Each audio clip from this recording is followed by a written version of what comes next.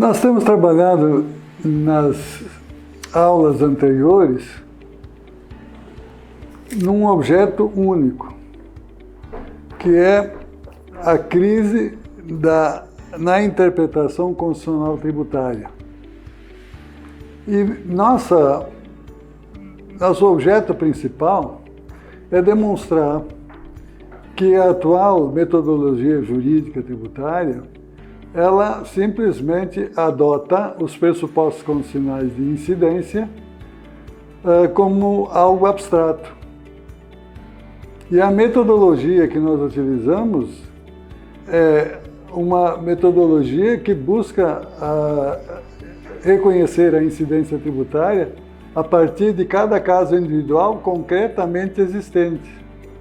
Então, para que a gente possa reconhecer a incidência tributária de uma norma que implica em pagamento de tributo, nós temos que identificar, primeiramente, uma situação individual, concretamente identificada e demonstrada, para só então reconhecer a existência de um débito tributário. Nós vamos reconhecendo, estamos trazendo para justificar a nossa teoria ou a nossa forma de pensar, diversos autores, e afirmando que a metodologia científica brasileira ela parou no tempo. Parou em Descartes, parou em Kant, parou em Kelsen e parou no Círculo de Viena, que no fundo, eles partem dos mesmos pressupostos metodológicos, mas só afirmam a questão a partir de um plano um pouquinho diferenciado. Mas a gente já demonstrou que esse plano é exatamente igual em todas as situações.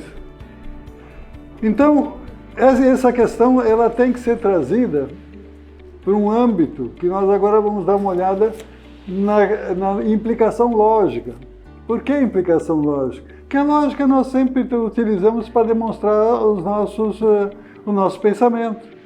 Então, se isto ocorreu, causa, efeito imediato. É essa a questão. Mas aí, para a gente conseguir entrar nesse tema, vamos novamente dar uma recordada naquilo que nos diz Lonergan. Ele diz o seguinte: a definição da verdade foi introduzida implicitamente em nossa descrição da noção do ser. Quer dizer, o que é a noção do ser? A noção da realidade. É aquilo que a gente entende e demonstra aquilo que é real. O ser foi identificado como o que existe para ser conhecido por meio da apreensão da inteligência e da afirmação racional. Nós temos, então, dentro desse nossa forma de pensar, duas formas de concepção. Uma é a racional, identificada por uma teoria específica que busca a verdade concreta. E a racionalização, que é mais ideológica, mais de senso comum, que efetivamente admite que a gente diga aquilo que é interessante para convencer o nosso interlocutor. Então essas duas formas de pensar estão antagonicamente postas. Então, afirma Lonergan, mas a única afirmação racional, isso não é, a afirmação racional é diferente da afirmação decorrente da racionalização, é a afirmação verdadeira. Eu não posso buscar a verdade através de uma situação meramente pensada, a prioristicamente posta, porque essa afirmação difere de pessoa para pessoa. Então, a Lonergan afirma, assim, ser é o que é conhecido verdadeiramente. Inversamente, o conhecer é verdadeiro pela relação com o ser. E verdade é uma relação do conhecer com o ser. Então, o que nós precisamos é conhecer o que existe no contexto, na intensificidade de cada coisa. E isto se chamava, desde Aristóteles, de essência. E hoje nós podemos denominar isso de princípios articulados em forma de uma estrutura que implica naquilo que cada coisa é. Então, aí nós temos as duas situações que nós estamos pondo em controvérsia.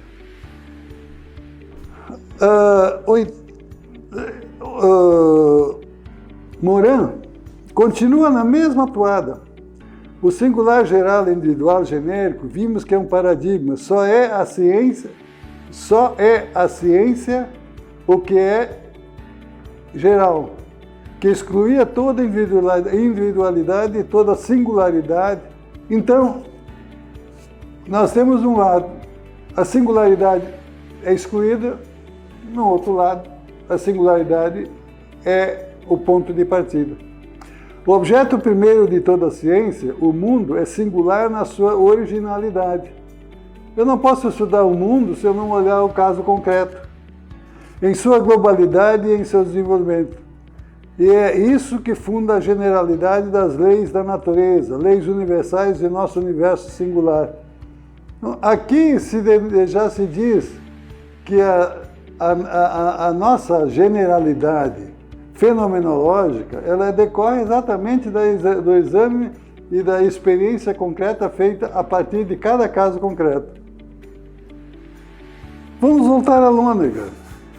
Ele fala, por conseguinte, assim que o matemático quer designar com um X a uma incógnita, prossegue assinalando as propriedades de X.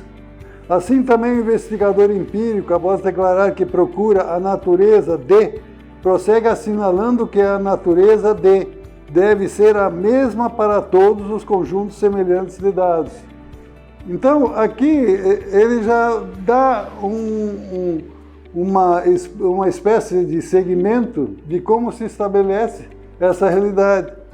Se verifica uma singularidade e tenta inseri-la em um gênero de universalidade para ali tirar efetivamente o que é cada uma das singularidades compostas dentro de um gênero. Então eu posso me referir a um gênero a partir do exame de inúmeras realidades singulares. Agora, eu não posso inventar um conceito genérico e querer que esse conceito genérico se aplique para uma universidade de situações singulares. Então, tem-se ainda Gilles Etienne, um grande mestre histórico, que afirma, é um dos grandes conhecedores da história universal, Etienne, é professor na Sorbonne por mais de 30 anos. O conhecimento consiste em afirmar como existindo junto o que existe junto. A opinião ou o erro consiste no fato de que o entendimento compõe junto o que não se encontra junto na realidade. Então, o erro quer dizer o seguinte, eu afirmo alguma coisa que não existe. Essa explicação de abstração se move, pois, num plano puramente psicológico, não incompatível, de certo, com a ontologia aristotélica do conhecer, mas que permanece estranho a ela. Persistirá na escola agostiniana do século XIII e receberá sua elaboração completa na doutrina de Ockman. O que isso quer dizer? Ele diz o seguinte, houve uma diferença de tratamento dessas questões, em que primeiro havia uma situação estrutural que compunha a realidade. Mas a partir de Ockman, como já se referiu anteriormente, se retirou do contexto do significado das palavras a essência. Então a palavra ficou vazia. E essa palavra vazia pode ser utilizada até hoje para definir alguma coisa que se entende ser real e que na realidade não existe. Mas qual é o nosso problema com essa situação aqui, com a crise na interpretação? Vamos examinar o que é conceito cerrado, onde eu posso identificar a prioristicamente, sem ver se isso existe concretamente, 3 ou 4 elementos, e a partir deles eu digo o que é. Então, esse tema aqui, ele vem casar exatamente com essa situação. E aí nós estamos no âmago, no núcleo duro da crise. Ou nós identificamos o pressuposto de incidência condicional a partir de um real, ou nós continuamos a identificar esses pressupostos a partir de uma mera imaginação. É essa a questão. Podemos então seguir um pouco, dizendo que mais uma generalização proposta pelo senso comum tem um significado de todo diferente de uma generalização exercida pela ciência. Se eu estou dizendo a prioristicamente alguma coisa, eu estou dizendo o que eu imagino. A minha pergunta justamente é o seguinte: essa generalização é a mesma que é oferecida pela ciência? Vamos repetir, não é? A ciência é um composto de elementos reais, enquanto a outra generalização é um composto de elementos imaginários. Então, continua. A generalização científica visa oferecer uma premissa a partir da qual se possa fazer deduções. Mas a generalização feita pelo senso comum não pretende ser premissas para deduções. Então, qual é a lógica que nós estamos examinando? Eu tenho uma premissa. Eu tenho que identificar o que é receita. Eu imagino que é receita. Isso é científico? Não. Eu demonstro que é receita a partir da realidade? Bom, aí sim. Agora, essas duas premissas, do que eu penso que é receita ou do que eu demonstro que é receita, eles estão na mesma situação de uma premissa lógica. Eu reconheço esse fato. Por via a priorística, eu posso deduzir dali uma consequência.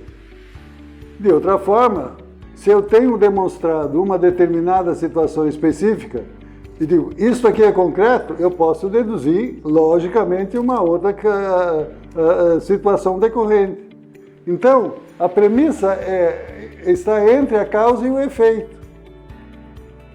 Exemplificando melhor, retornamos àquela questão das importações dos guindastes. Houve um exame desses guindastes e, tecnicamente, em face da realidade que eles constituíam, em face do sistema que eles compunham, isto aqui é um guindaste.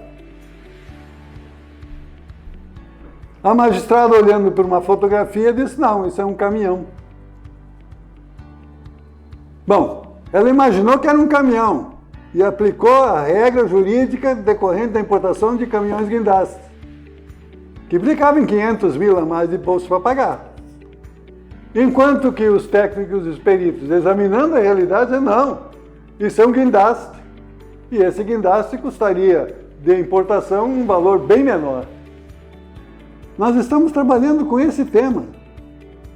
É um caminhão guindaste, logo paga o imposto do caminhão guindaste. Enquanto eu estava importando um guindaste puro e que, logicamente, pagaria menos impostos. Então, o fato de se examinar o que é o pressuposto de incidência a partir de uma metodologia e de outra, implica em um diferencial de pagamento de impostos muito grande, neste caso. Então, esse tema é importante para a gente verificar, e ele praticamente está em todas as situações que hoje estão em discussão em juízo. Ocorreu isto ou aquilo? É isso que tem que se definir. A metodologia jurídica está dizendo, eu posso imaginar o que aconteceu, e a outra metodologia fenomenológica diz, olha, vamos demonstrar o que ocorreu e o que efetivamente ocorreu. Para daí, a partir daqui, aplicar um critério lógico de consequência. Essa é a coisa importante que tem em nós olharmos qual é a nossa matriz que nós utilizamos para nossas deduções e para nossas afirmações lógicas. Esse tema vamos continuar examinando.